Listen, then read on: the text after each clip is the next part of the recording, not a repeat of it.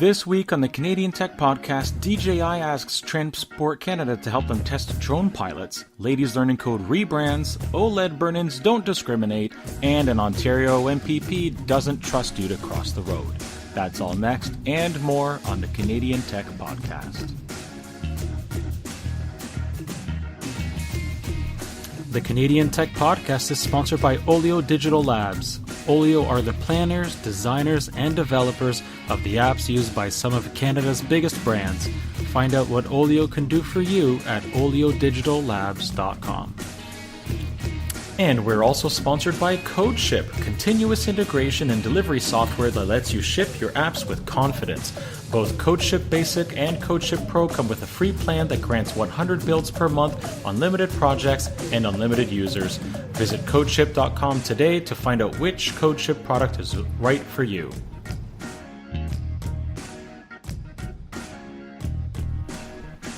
Welcome to the Canadian Tech Podcast, episode 138 for Sunday, November the 5th, 2017, sponsored by Olio Digital Labs and CodeShip. My name is Stuart Clark. My name is Action Jackson.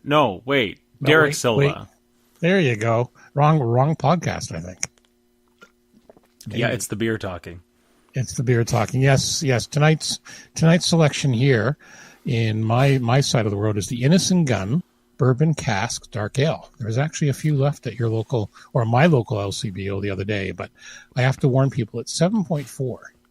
So it's a nice. It's actually very nice. One of those ones you definitely want one at the end of a long day if you're not going anywhere. Yeah, I'm drinking the classic Stella Artois from Belgium. La Bière Belgique. And you were saying the other night you had a beer from Poland. I did. Yesterday I went to the Fanshawe Yacht Club's annual gala at Forest City National Golf Club, and they had a Polish beer whose name I'm going to butcher terribly, called Lizarsk. Lezajsk. I'm sure if someone knows the correct pronunciation, please let us know. Please contact the Canadian Tech Podcast. Happy to be corrected on Germanic languages, especially because I do not speak a lick of any of them. Exactly, and we should also say you not personally own a yacht.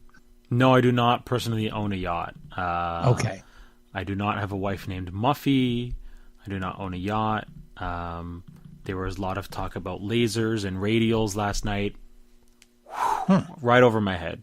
Right over my head. So you were there with all the Dragon Boat people. I was there because the London Dragon Boat Club and the Robust team are members of the Fanshawe Yacht Club. They share the water and the space and all that. So, cool. I was there for LDBC people like Kathleen. Excellent. Good for you. Yeah, it was a good time. All right, so we had some scheduling issues last week, so we didn't end up having a show. Our apologies, but we're going to have a couple of stories that were last week. We're going to include them this week, and we're just going to keep going, and let's just get right off to it with the quick hits. StarCraft 2 is going free to play starting November 14th, according to Blizzard. They announced this at BlizzCon this week. So basically what happens if you already have the original StarCraft 2, which was called Wings of Liberty, you're actually going to get the expansion pack Heart of the Swarm for free instead, because you already spent money on it. Mm-hmm. If you own both, I don't know what's happening, actually. Regardless, starting November 14th, you can get the game for free. There's a whole bunch of qualifiers to this. But basically, if you...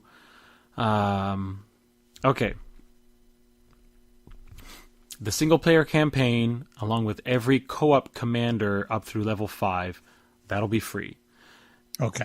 The online ranked competitive multiplayer will be available for free with access to units from all 3 StarCraft 2 releases. However, you have to unlock that mode first by achieving 10 first wins of the day in unranked games or against the computer. So I think that means you need to play 10 separate days and win your first game. And you have to know what you're doing, basically. They don't more or less, yeah. Yeah, okay, that seems fair. And so that's to preserve the quality and integrity of the ranked experience. Fair enough. Yep. Yeah, so that's actually about it. So there are a couple qualifiers there. I will already be in, I think, to get free stuff. But yeah, if you haven't played StarCraft 2 because you didn't want to shell out 30, 40, 50 bucks, whatever, November 14th will be your time to give it a shot. And I think they're doing this because StarCraft 2, from what I understand, does have microtransactions, and they're obviously realizing it's easier just to get people in. Yeah. The first hit's free. Yeah, just like Overwatch or Heroes of the Storm. Guild Wars does it. It's all microtransactions. Yep. And what's that? Warframe, same thing. Yes. But that's from Digital Extremes here in town. Mm-hmm. Yes. Anyway, Apple made a ton of money last quarter, more money than you will ever see in your entire life, most likely. They completed the fiscal year with $52.58 billion US net income last quarter. So they finished the year, but that was just last quarter, $52.58 billion US. That's a 12% increase over the last quarter, Q3 2017. They sold 46.7 million iPhones, 10.3 million iPads, 5.4 million Macs. So that's iMacs, MacBooks, Mac Minis, etc. That generated operating cash flow of $15.7 billion US, and they returned $11 billion to investors through the capital return program. I think that means dividends. They're projecting Q1 2018 revenue between 84 and 87 billion US, thanks to, of course, a full quarter of iPhone 8 and iPhone 10 sales and Christmas time. And the iPhone 10 just went on sale in Canada on Friday. And they made a ton of money. There's really nothing else to say there. I know the stock is up since then. Oh, big time. It closed on Friday. It's currently sitting at 172.50 in US dollars. And if you look at the 1 year, even the 5 year chart, I continue to kick myself. Even though it was bloody expensive back in like 2011, you'd be just laughing today. Well, I tried to convince my dad to buy stock in 2004 when the iPod was hitting its stride. $1.40. No, hang on. $2.66 a share, September 24th. $2.66. Before how many? Oh, $2.66. Yeah. Yep. September 24th, 2004. Yeah. I tried to convince my dad to spend like just $1,000, and I know he had it.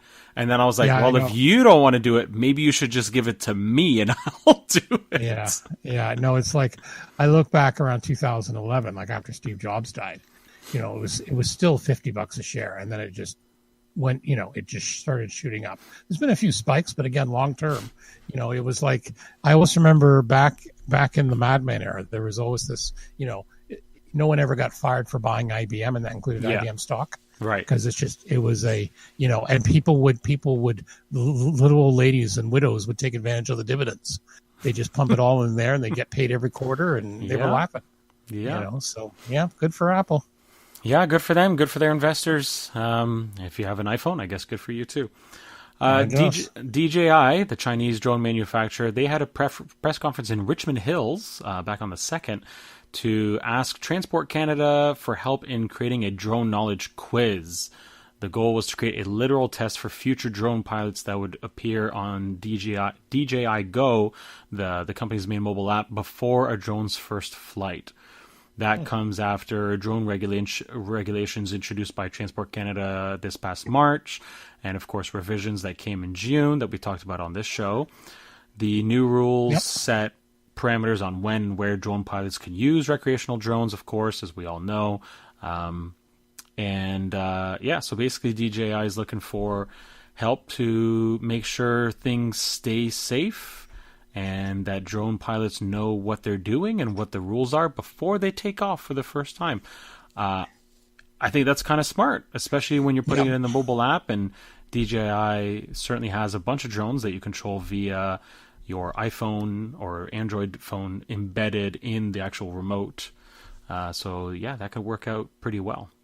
Yeah, and I think, again, it's one of those cases, hate to see more regulation, but the few twits have spoiled it for the rest of us. Yeah, like the one who hit a plane the other day.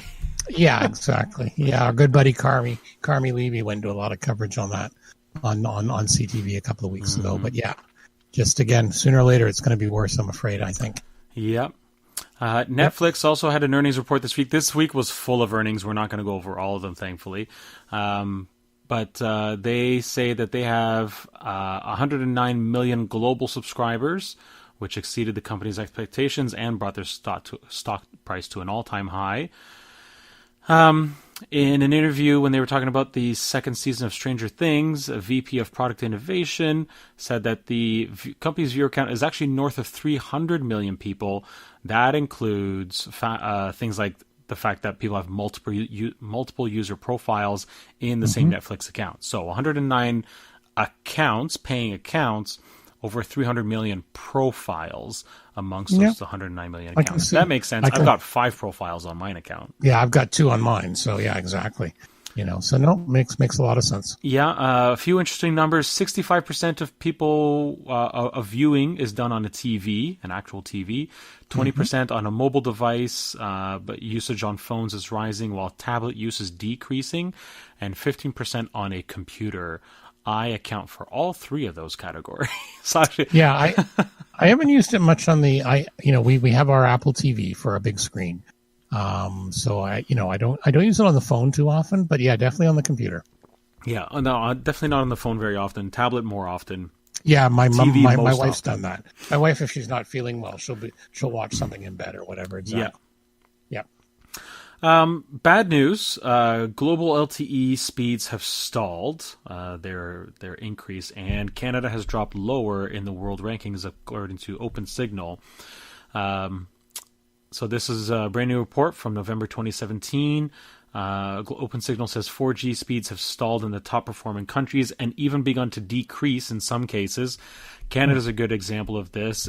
In June, Canada had achieved an average speed of 30.58 megabits per second, getting us 13th place. Now we're at 29.79 megabits per second, and we rank 14th. Hungary also declined slightly. Singapore. You know what? We're still far better than our friends south of the border. The U.S. is way down the list. They're struggling to break 14. Where are they here? I'm looking. Way down. Portugal's almost 20. Yeah, almost there we near go. the bottom. Yeah, below Uruguay, Bolivia, Morocco. Below Malaysia. Below Malaysia. So OpenSignal says the slowdown's probably temporary, but it also makes sense that the steady growth of 4G speeds beginning to level off, especially since the tech is about 7 years old and hitting maturity. And of course, all the new investment now is going into 5G, unless you're WinMobile and still in that case you're still trying to get your 4G LTE network out the door. Yes. Bell and TELUS, however, they have been making improvements with their LTE advanced services. Usually together because they share a lot of towers. So availability of 4G in Canada, there we are. We're just below Luxembourg. Yeah. It looks like we're maybe just squeaked into the top 20 here. Right.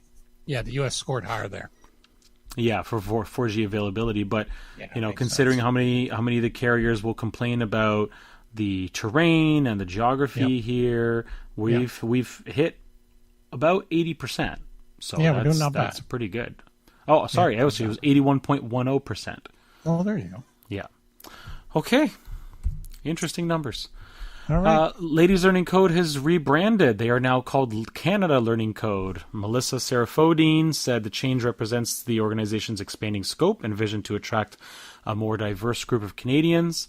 And I knew about this coming for a while because Kathleen's one of the chapter leads in London. Right.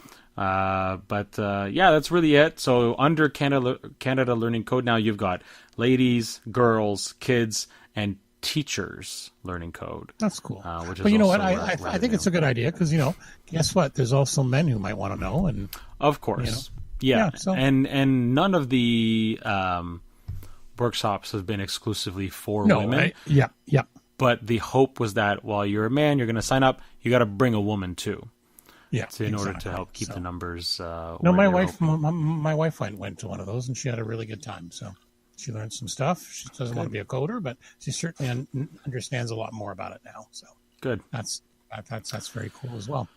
Last but not least, Belgian researchers warned a little while ago about a new vulnerability in the WPA2 protocol, which we've all thought for a long time was awesome. Apparently not so much. I'm gonna stop you there because that was the last of our quick hits, and now we're gonna do the Olio ad. My bad. So that's fine. So edit. Okay, what I'm gonna do is let's just pause. Go. Good. Okay, let's just go. Welcome for a word from our good friends. I think you know these guys, Derek, at Olio. I do. Everywhere we go, they're within an arm's reach. They make us more productive, help us stay connected, and even entertain us. And every day they're helping organizations across Canada build a better tomorrow.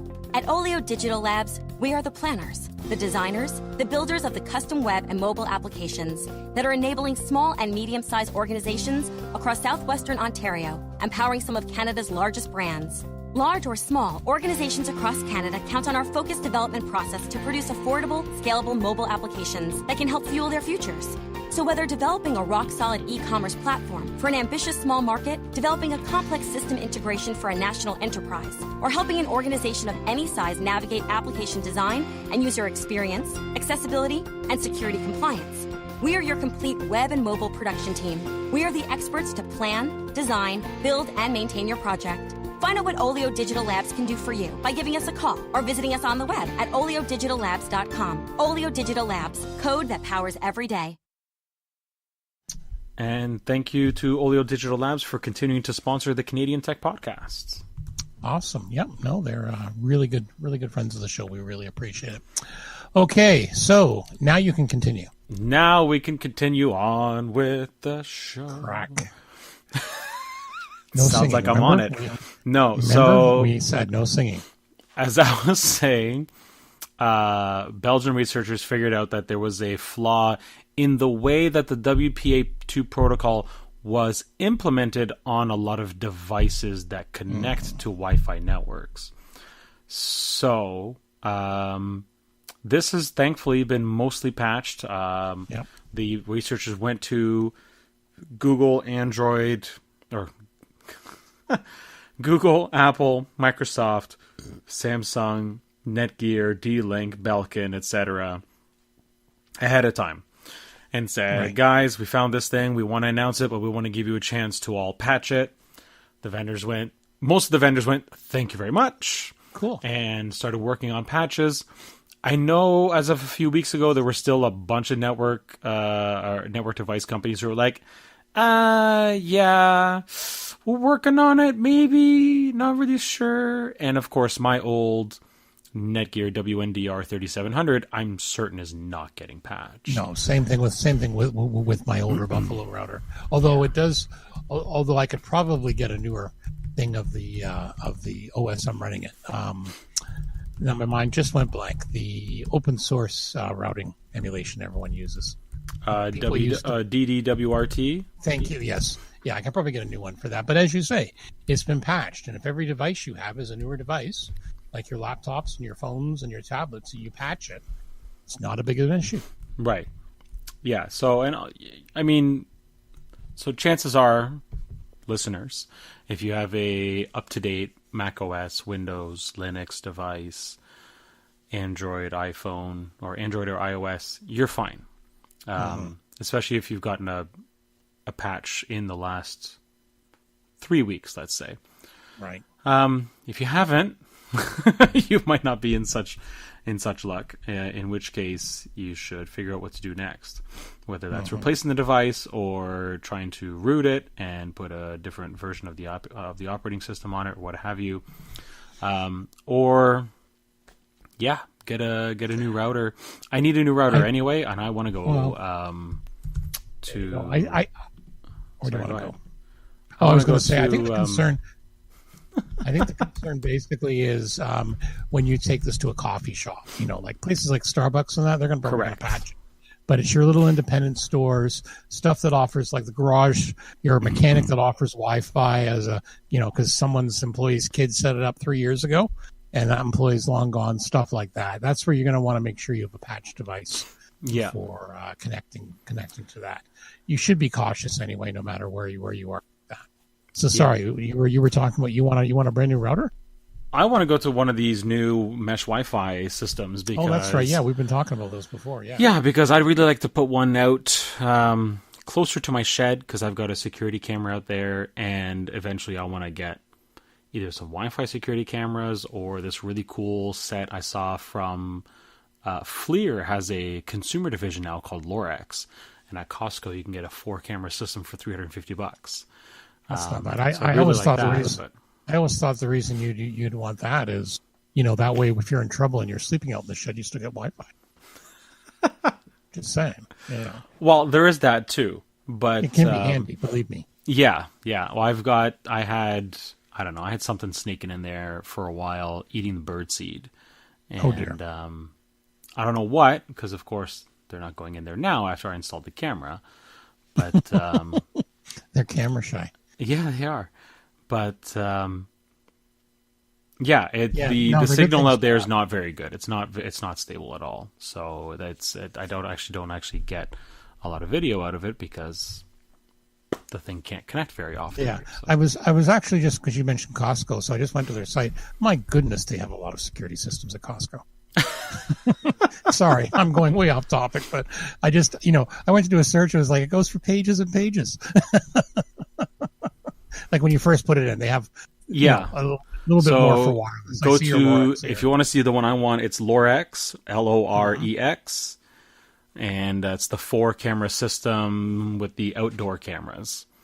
Right. I think it should be $350, $349.99. There you go. So that's for everyone playing around at home. So no, Yeah, I know. Anyway, if you've been getting the nag about updating your phone or your Windows or Mac OS device, do it. Mm-hmm. Listen to Uncle Derek, kids. Okay, your Uncle turn. Stuart needs to say nothing. Okay, there was actually a fairly good and lengthy article. It's worth a read on mobile syrup by I'm going to slaughter this name. I'm sorry, Samir Chhabra. Samir Chhabra. There you go. If I'm saying that wrong, my apologies. But it was actually an excellent article. We've talked about privacy here before. We've had we've had our official podcast lawyer on, Susan Toth, who tries to keep us out of trouble. Fails a lot, but that's all right. That's our fault. But we're talking about the brand new iPhone 10 and other Android phones have had it before. Basically, the ability to unlock your phone just by using your facial ID. And the legal implications of that. So it's actually a really in-depth article because it describes kind of the current legal framework or lack thereof, and the idea of if an officer, let's say you're arrested, in theory they could just point the phone, if they know it's an iPhone 10, point the phone at you and boom, your phone's unlocked. Where up until now, we've talked about the cases where fingerprint ID is different than a code. And I believe it was in the States, they basically said that doesn't, a fingerprint ID isn't the same as a code. They can get that. Yeah. So it's an interest. It's not a password. So it's the exact same thing that's been happening in the US where yes, if it's not in your head, right, inside your brain, they can force you to use it. So if it's your face, they can force you to unlock your phone with your face or your fingerprint or what have you. And that's reason number one why I still have yet to activate the fingerprint reader on my Google Pixel because, again, I'm not doing anything illegal, but I don't want to be in a position where I'm in the wrong place at the wrong time and overzealous police officer thinks, hey, that guy looks like he might be involved. And, let's get him to unlock his phone. No, I'm not. I'm probably not involved, and therefore you're not touching. My things. You just have that suspicious look sometimes. Well, yeah, I know that. I know. I'm just saying, so that could be it. But no, I know exactly. But no, it's an excellent read. Well worth, It's well worth 10 minutes or 5 to 10 minutes to read it. It is a long piece, but it's good because it really goes through some of the scenarios, what the current legal framework is. Yeah, it actually cites some of the laws, and I think the Charter of Rights and Freedoms in a few places, and it's something well done. It's something I'd love to get Susan back at some point to talk about at some point. She's really busy lately, but that's fine. But yeah, we should get someone back, and we'll do a special on that. So, CBSA is like the one major one where it's like, no, if a CBSA officer says you got to unlock your phone, you probably have to unlock your phone. Yeah, exactly. Now, but you don't have to hand over passwords to other things on the phone, like your social media accounts, email, etc. But you do have to unlock the phone. And when he's searching the phone, he's got to turn off the Wi-Fi. You can't connect.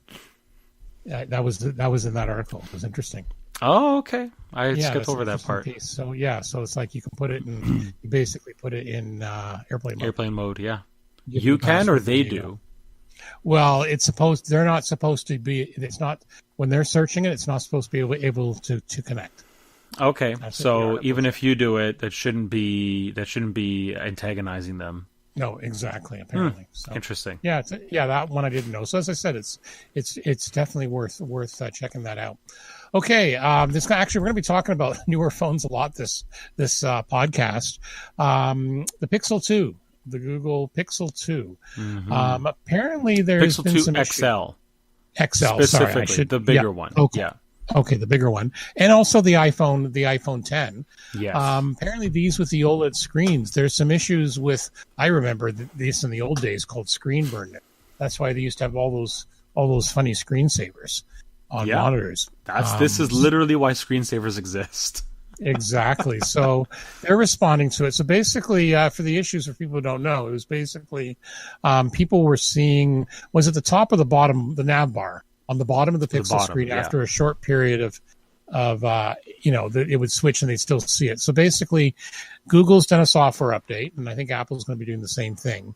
They're adding a new fade out. They're also, I believe you mentioned as well, they're also helping this by they're going to move the whole menu bar once in a while. Samsung pixel does this right? already. Yeah, Samsung does this on the Galaxy Note 8, if I recall correctly, where at random times the navigation buttons, because they are almost always visible on an Android device, they shift them by a single pixel every once in a while at random times in order to avoid this from happening. I think Google's doing the same thing. And if you notice a pixel shift of 1 pixel, my God. Yeah, man, you've got some crazy eyes. But yeah, so that sort of thing will help. But yeah, this is a technology issue with OLED screens. This is not a Google fault, and as you mentioned, Apple has actually said, this could happen on the iPhone X or iPhone 10 too. Yeah. So it's interesting how sometimes the newer technology in that it's maybe not always the best, or people don't quite realize, what can happen. So it'll be interesting. Like I said, I know with the Pixel, Google's offering a 2-year warranty. Is that different than before? Yes, they specifically upped it for this reason. Yeah, exactly. I wouldn't be surprised if Apple does something similar if they notice that. I think we'll have to see it more on 6 months, 8 months down the road, right? Potentially. I mean, it's only been like a month, and Google's like, okay, yes, this is happening. We're going to increase the warranty to 2 years as a result, because if it gets really bad, well, what else are you going to do? And there's the whole blue shift issue as well, which is separate but probably related, or so it's happening on the same device. But again, at least. It's interesting. I always say a version 1 product. No, actually, you're right. So I've got my Google Pixel, and my Bluetooth issues still have not ended because. Oh wow! And I figured out what the root cause is. It's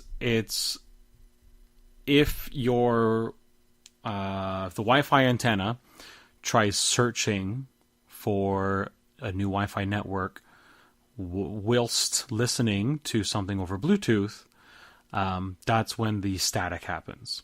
Interesting. And the thing that sounds like it's disconnecting. Right. That's the only time it happens. So if I'm walking around, if I know I'm going to encounter that situation, if I just turn Wi-Fi off, that negates it completely.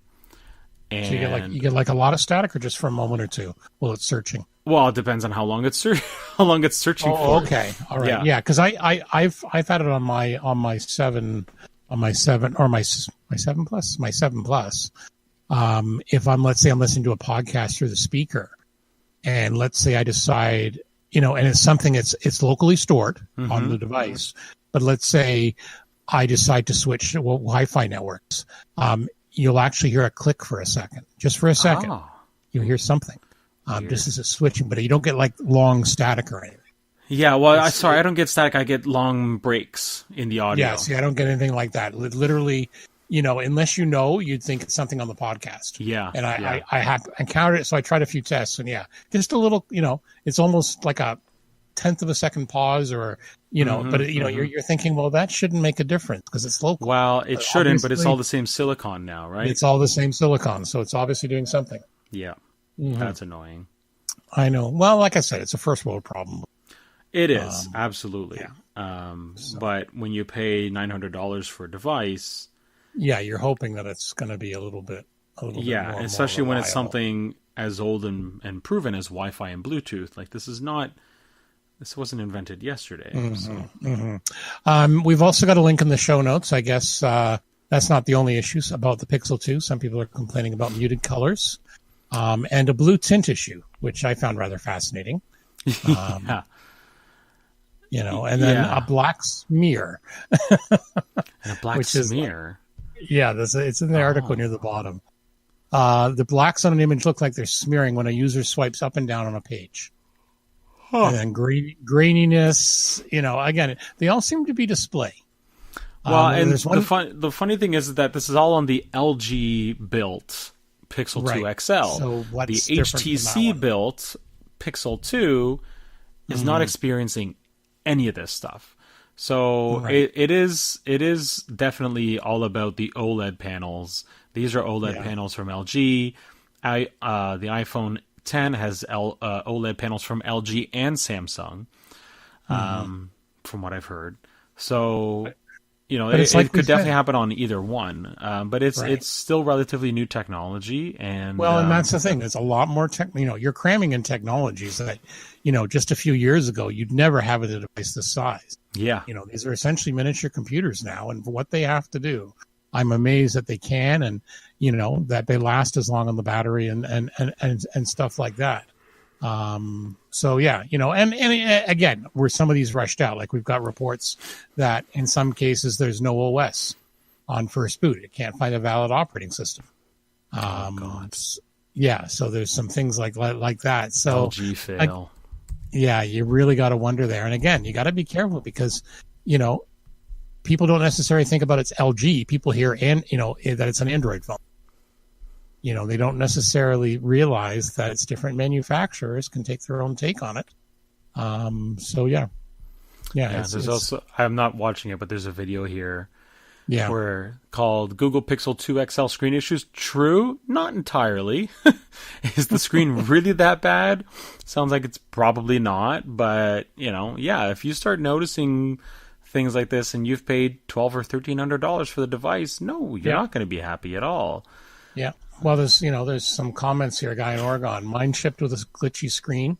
This is the Pixel 2 XL. Blinks in and out with pixelated artifacts, and my wife shipped without an OS. Google's overnighting replacements and gave us a total of a whopping $35 of Play Store credit. And he's not that impressed, right? And he's saying super unhappy and hoping the replacements aren't defective as well, aside from the subpar display quality. So there's definitely, there's some definitely quality control here. Again, we think, it is. Someone else has a comment about, look, Google's looking to hire a quality control manager. Hey, Stuart, you're looking for a job.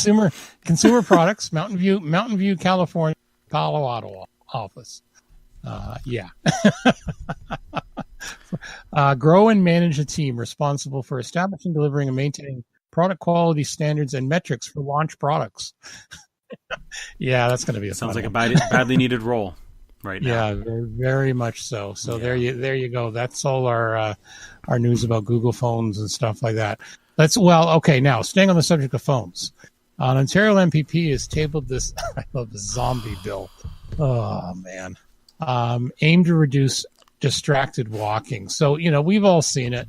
We've seen people walking with their heads down. They'll bump into people. I've done it. Who hasn't? Yeah, the scary part is the people that walk out in the street without nearly get run over. And, okay, well, I've looked at my phone while I'm crossing the street after I've checked, right? Like, but I've seen people that don't. Yeah, okay, fair enough. Yeah, the odd one but the question is there enough people is there enough people that justifies having a whole new law, or is there not an existing law on the books? There is. And it's the jaywalking law.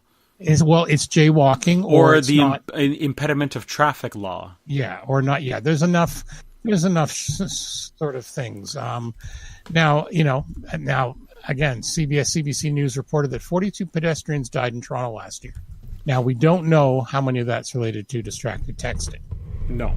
And I don't think it's a large amount. So, yeah, I don't think we need another law. Well, I think even if it's 20 of them in a city of 5 million people, that's not that many. Yeah.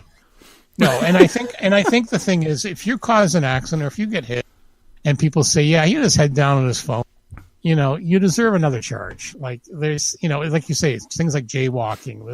There's enough laws in the books that they can do that. It's just like you don't see police every time someone crosses the road in the middle of a block. But if you cause an accident, you're going to get a ticket for jaywalking. Right. Yeah. Jaywalking is not really that enforceable. Ultimately, it's the traffic impediment thing that is. Like if you jaywalk and you make people stop because you're in the middle of the road, and the cop sees it, you're probably going to get a ticket. Fine. Yeah. If you're in the middle of a road, not in a crosswalk, you don't have the right of way. Exactly. You're exactly going to do it. Exactly. So. And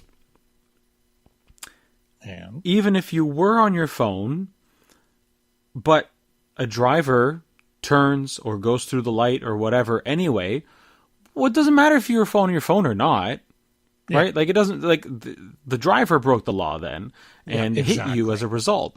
So, as I said on Twitter the other day, when Sean Adamson, a friend of ours, was tweeting at several local MPPs and saying, please don't support this law, I said, I have to agree. There are other underlying issues that you can, and other laws you can use to address this problem. If it's jaywalking, it's jaywalking. If they're impeding traffic, they're impeding traffic, and it's the pedestrian's fault. If it's not the pedestrian's fault, it's the driver's fault. Well, then they hit somebody. Like you can still. There's a lot more issues where drivers and bikes. There's a lot more issues where drivers need to be charged sometimes, or bicyclists need to be charged. Yeah. It comes down to who's at fault. Reckless walking, reckless driving, reckless cycling, which technically is driving. Like there's reckless walking is not a thing. I guess this would be the reckless walking, but that's what the traffic impediment law is all about. So 20 years ago, I used to see people reading newspapers and crossing the road without looking. Oh, those people, they're so antisocial. I know. I love that. There's a couple of good pictures where it says, it shows a picture of a subway or a bus, and everyone's got their head in their phones, and people say, people are antisocial. Then they show a picture from 30 years ago where everyone was reading the paper. Yeah, it's the same thing. Yeah, it is the same thing. People are going to find ways to distract themselves. Exactly. I really feel like this is a highly unnecessary law. There are other ways to combat the issue already, and ultimately it comes down to enforcement. Yeah. It always comes down to enforcement. There are existing laws for just about anything you can possibly think of doing it these days, without introducing new ones. And if you don't like the fines or the penalties available, fine, amend the penalties then. But for goodness sakes, it's another law that are police actually going to enforce? Well, if they're not enforcing the existing ones, what makes you think they're going to enforce a new distracted walking law? Very, very, very true. I'm glad I got my popcorn. And I'm glad I got my beer. There you go. I've switched to Heineken, by the way. Okay, excellent. Our final story of the night. This is one I actually going to a couple of weeks ago. Amazon Key. It's a new service. Now it's in the States now only in certain centers. But the idea is, you know how you always hear about, your Amazon order, it ends up on the front porch and some bugger steals. So annoying. Yes. Really, really. Well, nobody's annoying. ever stolen my stuff, but just the fact that that Amazon or UPS rather will leave it there is pretty annoying sometimes. Without a signature or whatever. Yeah. So what's happening is this is a new service. Now they're doing it with just with their own people in about 10 centers in the States. And it's going to be for Prime users. So what it is it relies on a new piece of hardware on house called a Cloud Cam and a compatible smart lock. The camera is the hub connected to the internet via your home Wi-Fi. The camera talks to the smart lock over Zigbee, which is a wireless protocol used by many of the leading smart home devices. Yep. So what happens is when a courier arrives with your package, they scan the barcode. It sends a request out to Amazon. If everything checks out, Amazon sends a message to the camera, which fires up, starts recording. The courier then gets a prompt on their app, swipes the screen, and voila, click, your door unlocks. They drop off the package in the inside hallway, relock the door with another swipe, and they're on their way. Customer gets a notification that their delivery has arrived, along with a short video showing the drop-off to confirm everything was done properly. And hopefully, if you have a dog, the courier hasn't been eaten. Yeah, that's one of the issues right there. So my first question to you, Mr. Silva, would you do this? I don't know, man. Yeah, I really don't know. Yes, okay, I need to have the right lock. I need to have the Cloud Cam. And so if they, and I know they check for whether you actually have a pending delivery. So if you don't have a pending delivery, I guess it relies on that delivery code to do it, right? Yeah. So in Canada, it's actually a company called Intelcom that's doing Amazon Prime deliveries. Right. So I guess it'd be, if an Intelcom person shows up at your door and you're not waiting for anything right now, they're not actually going to get in, then anyway. So I don't know. I'm on the fence. I'm very much on the fence on whether or not. And plus the startup. My God, $250 US just to get the right hardware. There's a company called Wisecam that's selling something that looks almost exactly the same for $20 US. Mm-hmm. Now, it does mention here, because they've added some articles, they've added a piece on The Verge, a little bit extra. Even if you choose in-home delivery, couriers instructed to ring the bell or knock on the door first. Right. That gives people know, or gives you a chance, potential hazards like angry dogs. Couriers are instructed to open the door as little as possible, slide the packages in, and not enter the home. Now, the thing I would like to see is that after 30 seconds, automatically, just because right now it's the way it says this courier has to swipe again to lock it. And you know what? I'm still worried about smart locks. They can be hacked. I'm just, never. You have every right to be. Yep. Now, but again, Amazon's got a thing about this. They want the idea, they're hoping eventually, because, they want, Amazon's got a home service division, home services division in the U.S. Yes. Yeah. Like dog maids, walking, kitchen cleaning. Yeah. Yeah. So they're, that's kind of what, the idea is, that you can control that a little bit better. So, it's an interesting concept. Now, again, I almost like something like to the effect they're going to do that, your name. You are robot voice right now. Thing there where while they like in England and that everyone knows Stuart. Right. Okay. You're going all robot voice right now, so I'm going to take over for a second. Nice for you. I'm too. Okay, well, there you go. Yeah, so you were talking about the home services. Yeah, absolutely. They do. So that's of course where this could go next is, okay, we'll get you used to deliveries. These are Amazon vetted people. And eventually, if you have your dog walker coming in, hey, here's a really easy way to let your dog walker in via Amazon. And it's another way to get into your life. and of course wallet share, and you're not roboting anymore. So we missed about a good minute of what you were saying. So maybe you want to. So what I was basically saying, I was saying kind of what you were saying there with like the cleaning lady and that with their home division. What I almost like to see, just like your dog walker, your cleaning lady, I'd rather trust someone I know with giving them that. Why not do something similar to your in England, especially in the countryside, everyone knows the local postal guy. So when my parents lived in England, the postal guy would come in, was halfway along his route. He'd usually have a cup of tea with mom. That was his break. So mom would be out in the barn. He'd show up and she'd say, "Oh, go in the kitchen and put the kettle on." People would trust. I think I'd rather have that over a complete stranger. Right. But yeah, I'm very much on the fence. And as I was saying, smart locks can be hacked. So I'm still a little bit suspicious, but I can see this as a natural progression. Amazon's trying to take over the world. Yeah. Well, I mean, so I have an accidental Amazon Prime membership, and just because I went to cancel after the first month because I was like, whatever, don't really need this. And then after that, and then they offered a second month, and I went, sure. So I went to a second month, and I forgot to cancel after that second month. So for $80 a year, whatever, I've got free 2-day delivery now. What amazes me is that this company they've contracted, Intelcom, does delivery 7 days a week. Mm-hmm. So I've literally had them try to deliver stuff at Olio on a Sunday, which of course is not going to happen. Right. And I had no idea, or else I would have had that thing shipped to home. So now I have to be really careful where everybody at Olio usually gets stuff shipped to Olio because we're there all day. But if something's not coming till Sunday, I got to make sure I ship it to the house.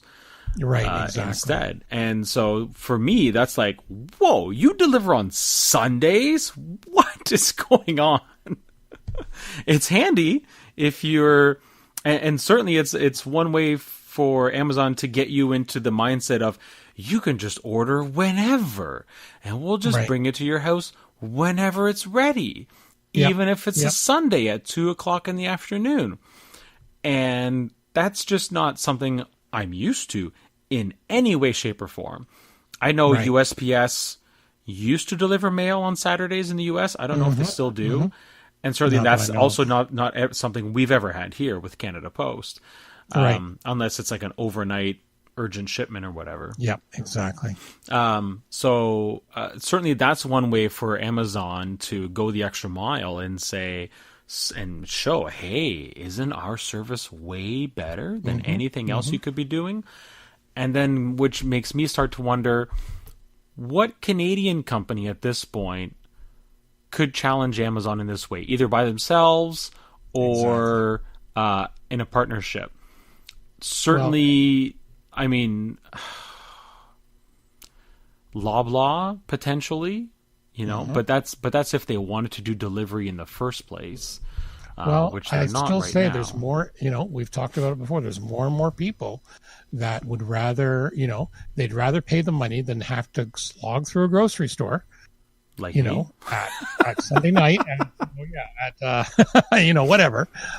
There's particularly if it's the same staples and stuff you buy. Like there's a lot of people out there, they'll go to the market, the butcher to buy their fresh stuff, but they buy the same cereal every week, the same, whatever. Yeah, and your PC Plus profile shows you that. Yeah, and there's people and there's people that they have kids or whatever. They'd rather do that than have the complication of letting the kids in the seat, schlepping them down to the grocery store. They're not happy. You're not happy. It's crowded. It's the same thing I say, like where we talk about people, who have maid services and that. There's this great line I heard once someone told me about. Now, this applies to salespeople. But basically, you take your salary you make in a year, you divide it in half and take off the last 3 zeros. So the last 3 digits, right? So, and that's roughly your earning potential per hour. So if you're making 50,000 a year, your rough earning potential is $25 per hour. So if it takes you 3 hours to cut the lawn and you can have the local kid do it for $30, in theory, you're further ahead hiring the kid to do it for $30 because you could be out generating, in that case, 75 in revenue. Yeah, exactly. So, and there's some thought to that. And I think a lot, especially some of the younger kids, they don't want to spend Saturday morning, cleaning their apartments and stuff like that. So I think you're going to see that more and more, and if it's ways to save money or do stuff like that, like we're seeing that already. Like Amazon's pretty well bigger than Walmart now.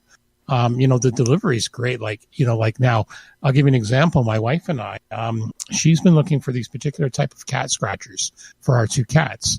And we've been to all the stores and we can't find them. Well, she actually found them eventually on Walmart online, because a lot of big box stores now, including Walmart, Home Depot, there's actually twice as many SKUs, items that they have online than they have in the physical stores. Yeah, Best Buy's the same way. They've got crazy products you'd never would consider.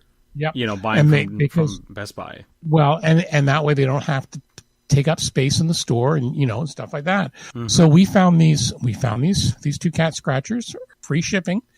2 days later it's here.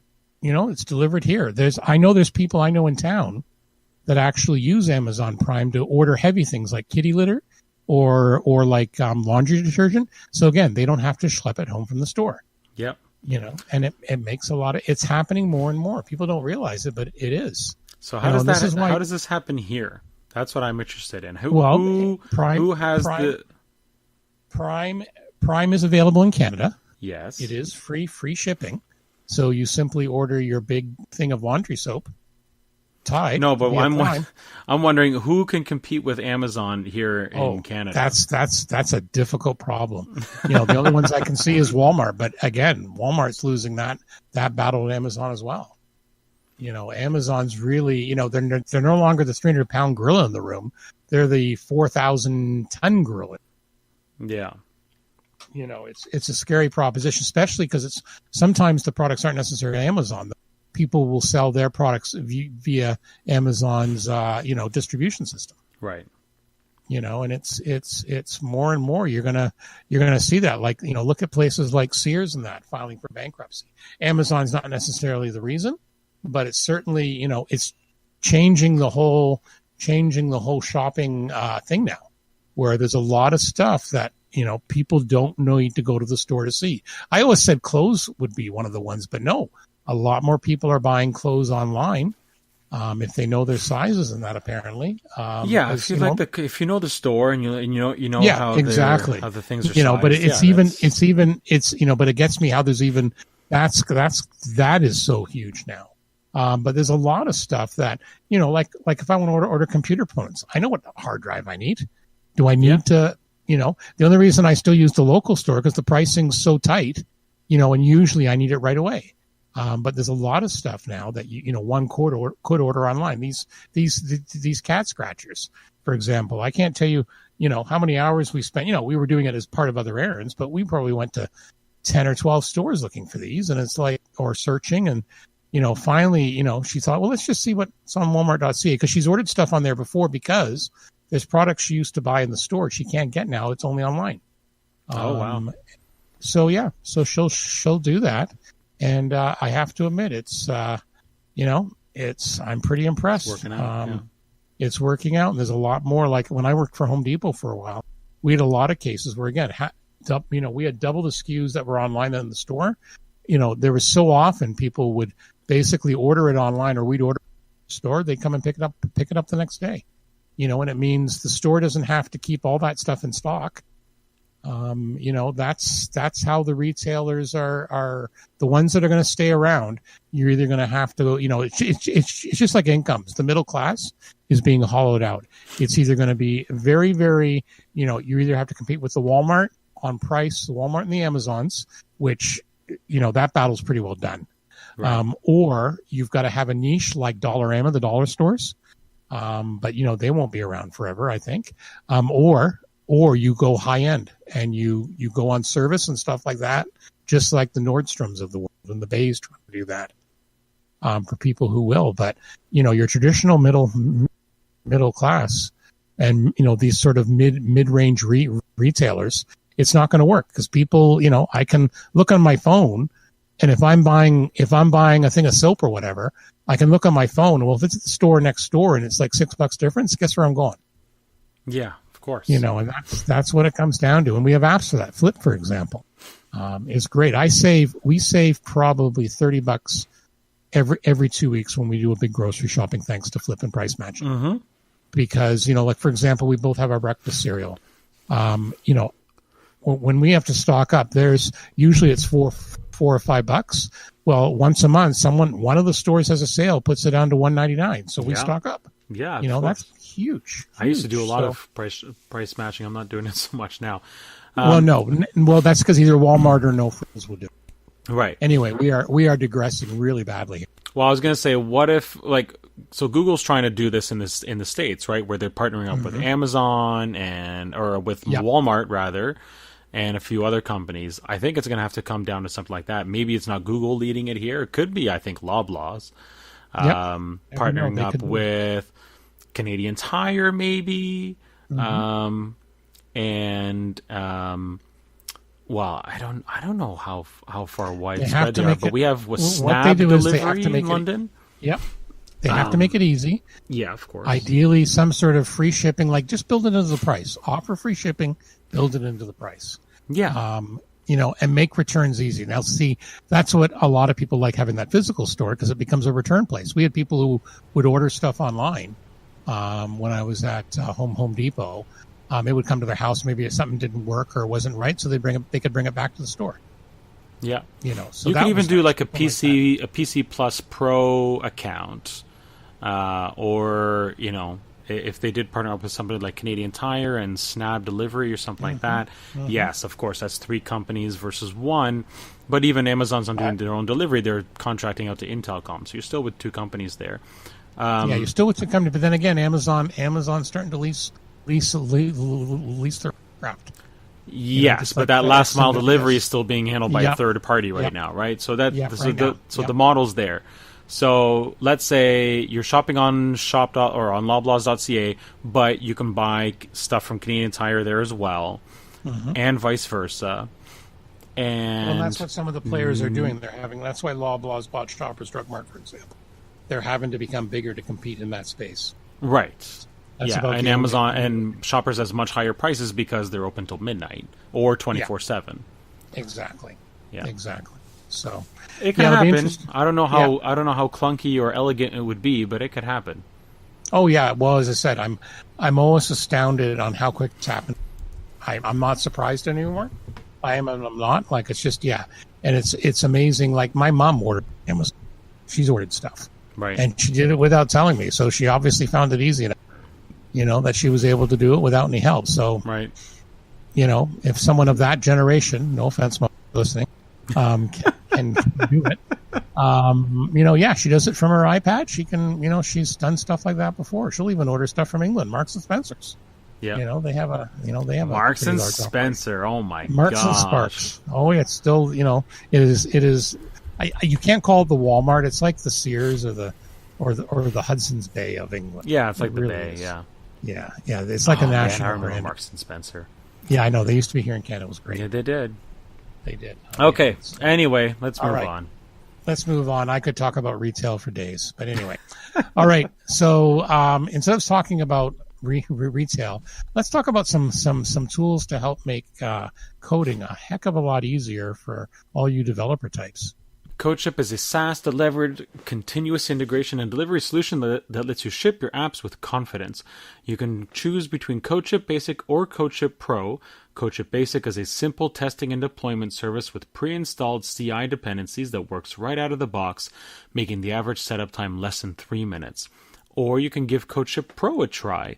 CodeShip Pro is a fully customizable continuous integration and delivery service with native Docker support, and it is much easier to use than Jenkins. It makes it easy to test and deploy your microservices, push to any registry, and it's also perfect if you want to deploy with Kubernetes, and it comes with a convenient local command line tool that allows you to run your builds locally, helps encrypt your environment variables, and guarantees 100% parity between your development and production environments. Both Basic and Pro come with a free plan that grants 100 builds per month, unlimited projects, and unlimited users. Open source projects are always free on CodeShip as well. So you should visit codeship.com today or visit codeship.com/features to find out which CodeShip product is the best fit pour toi. And we'd like to thank CodeShip for their ongoing support of the Canadian Tech Podcast. Okay, moving on to stuff we like. I don't know how long this has been around because, again, I'm not an Android guy. About 5 years. I was all right. So there you go. So, but still, it's cool. I was there was actually a method to my madness. As most people, some people know, I build model kits, and I was looking for an app on iOS to keep track of my various model paints, because there's nothing worse when you go to the store, you come home with a jar of paint, and then you realize you've already got two. It's really annoying. So I was looking for an app to help me match that. There's actually a very good one that a lot of people rave about. Unfortunately, it's only available on Android. There's really nothing equivalent. So I wanted just to see it. So I had a quick search for emulators, and sure enough, I found this one called BlueStacks, and it was actually kind of neat. I got to play with some free stuff in the Google Play Store and some stuff like that. So basically, you just install this, and it's like an emulation product. It just emulates. It'll tie to Google. Yeah. So tied my Google account to the Play Store account, and it actually worked fairly well. It wasn't perfect, but it was neat. So yeah, it may be 5 years old. For this Apple guy, I was pretty impressed. And and for those of you trying to get me onto the dark side, it may help a little bit more. Or if you're trying to get people onto the dark side, this is a way to show them what's available there. Just one more thing you can't do with iOS. Well, there is emulators, but you have to be the software development kit and all that. Yeah, well, yeah, and I'm not paying it's not $99. No, exactly. And that's why it's a little bit easier and stuff like that. So yeah, I was actually, I was pretty impressed. I still have to play with a few things, like all the key mappings and that I have to play with a little bit for some of them, but no, it was actually pretty fun. All right, what have you got today? I have a slightly addictive game called Egg Inc. The backstory on this game kind of goes like this.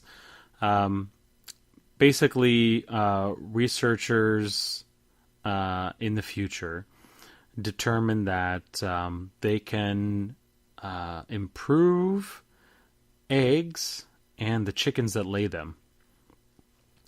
And as a result, you are now in charge of an egg farm, chicken farm, and you have to do research on the eggs and the chickens to increase their egg laying rates, increase the values of the eggs, and as you raise your chickens, research happens, and you find out when your farm reaches certain values that you can upgrade the egg that your chickens are laying.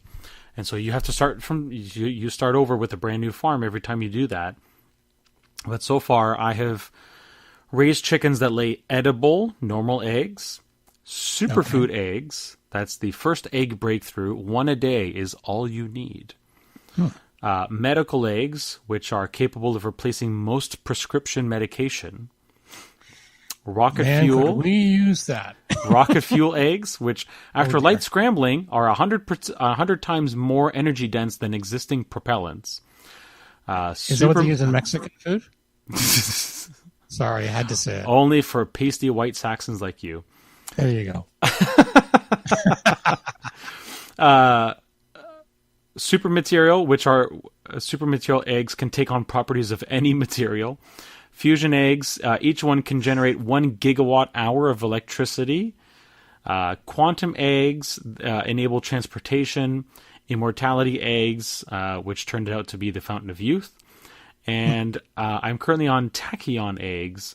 The tachyon eggs have, of course, tachyon particles, which are emitted by the egg and can be used to travel through time. Oh, dear. So, in other words, when whoever's harvesting these eggs, they want to make sure you don't drop them.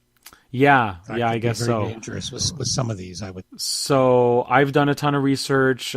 Each egg started out at worth $50,000 a piece. Wow. The value of my farm is $162.68 octillion. And I'm currently earning $951 septillion per second. Have you bought a quantum transporter yet? I'm looking at some of the vehicles. There's a whole wiki on it. Those. No, I haven't. But what I'm on... Hover Semi, Mega Semi. I'm on the Mega Semi right now. Yeah. Okay, very good. I can afford a Hover Semi. Yeah, there you go. For only $7.995 octillion dollars. I'm currently capable of shipping 27.5 billion eggs per minute. And and of housing, I think 42 million chickens in my towers. So what are these? So it's kind of a little bit like Farmville, sort of. It's kind of like Farmville. It's like a mini Sim City. Which is very cool. The type of game I do play a lot. And I just knocked a drone out of the sky that netted me another 65 octillion dollars. So I do have links for the Google Play Store and Apple or iTunes App Store. So you can play it on either major platform that actually still has life left in it. So no Windows Phone. BlackBerry OS. Yeah. So hey, it's got on the iOS App Store. It's got great ratings, a lot of good reviews. Yeah. I think the Google Play Store, it's at, well, there have been 492,000 plus ratings, and it is currently rated a 4.7 out of 5. Wow. So that'll tell you. So even if 1,000 of those are fake, the rest of them aren't. That's still good. So excellent. Okay, what are we up to lately? Doing some more unpacking and sorting. I think we got my wife's craft room pretty well done now. Thank goodness. That's good. That was a lot of work. Helped my mom with a move. Then parks, we got that done. Promoting Esclar Consulting for your backup and also training needs. So if you need some training in something, or you know someone who maybe doesn't quite understand computers and needs a lesson or two, I'm certainly available to help there. A lot of people say I am bilingual. I can translate tech and do something. So if you buy grandma an iPad for Christmas and you don't want to train her or your grandpa on it, call Stuart. Call me. You'll have to pay me, but yes, of course. That's the deal. Yeah. Okay, and how about? Well, I've been mining Zcash. I've got that HashFlare cloud mining thing set up, and my Ubuntu Linux desktop here. I've finally got that set up today as well. Excellent. So today was an exciting moment. I loaded up my wallet, and I actually had currency sitting in my Zcash wallet. I got paid out. I think I know what you got. Awesome. I have 0.001 Zcash sitting in my Zcash wallet right now, and I've got another 0.001 coming relatively soon. As soon as I hit that. Okay. Now is that enough to pay for the hydro bill of your Linux machine, melting down? No, not even close. Well, just checking. No, actually, I'm rather impressed by the hashing rate on my. It does good. On my Linux machine. Like it's a desktop. It's a few years old. I'm using the CPU, not the GPU. Right. And it's going at 13.6 right now. So cool. Yeah, much higher than what I thought. Ooh, and I'm at confirmed 0.001 Zcash on my on the mining pool that I'm also in. So excellent. Between the two, I will. So that'll get automatically withdrawn. Oh, okay. I'm just shy 0.00096,537. So as soon as that hits 0.001 officially, that'll get withdrawn to my Zcash wallet, and I'll have as of this moment, 58 cents Canadian in Zcash. Whoop, whoop. Hey, it's still good. It's all good. Hey, it's all good. If the value of Zcash 10x's in the next little bit, it'll be worth it. Yep, and then ice cream's on you. Sure. I'm just saying. Yeah. I was doing some research into a relatively new one called Pivx, private internet virtual something or other. Right. Because what's really cool there is that if you just having Pivx or PIV tokens in your wallet generates more, kind of like interest. And if you get up to 10,000 PIV tokens, you could run a master node, and then you'd really start generating interest because you're helping keep the network strong. All I want to know is when you're a zillionaire, you will. Sorry, I will what? Yeah, you'll remember all your friends. Of course, yes. Okay, yes. Yeah, exactly. with all my Zcash and PIV tokens. No, exactly. I, you know what? If I wanted to get into the master node thing, I should have done it about 4 months ago, because you need 10,000 PIV tokens in order to run a master node, and they cost $3 American now. So that literally means you're dropping 30 grand. Yeah, not good. Not good. US, like 40 All grand right, Canadian to run a master node. Right. So that's not Yeah. happening. Okay. So what else you doing? I've approved a lot of new development all around Middlesex Center Yes. lately. Of course, those 2 developments just to the west of me, 2 new subdivisions in Ilderton. There are people who want to build an ARVA. We haven't approved anything there yet, but there are people who want to build an ARVA. There are people who want to build in Coldstream. All the growth. Of course, I'm managing my chicken farm on Egg Inc., which is not netting me any real-world value whatsoever, but it's fun. Now, don't forget, if you need advice on managing ask your boss at Oleo. Yes, absolutely. He has chickens. I can ask Brendan. He has chickens.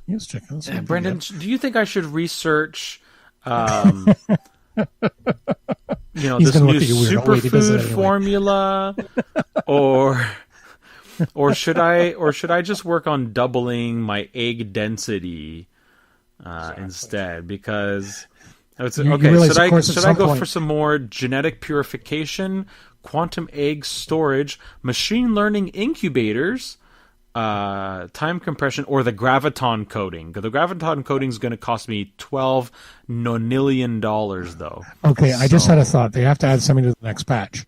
They have to add the marketing board, which completely screws you up. Takes half your money away. Tell them I said that. These are clearly American developers, because they don't have anything like that in here. No, exactly. So what else? You mentioned something about a student pathways challenge. Yeah. So the thing I mentioned last time about the student pathways challenge, that's going well. I think there are probably 20 teams at this point. All right.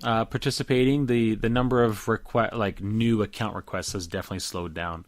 But it's clear some of the developers actually up and running and want to start uploading the stuff, because they're like, "Oh, this little thing's missing." I'm like, "No problem."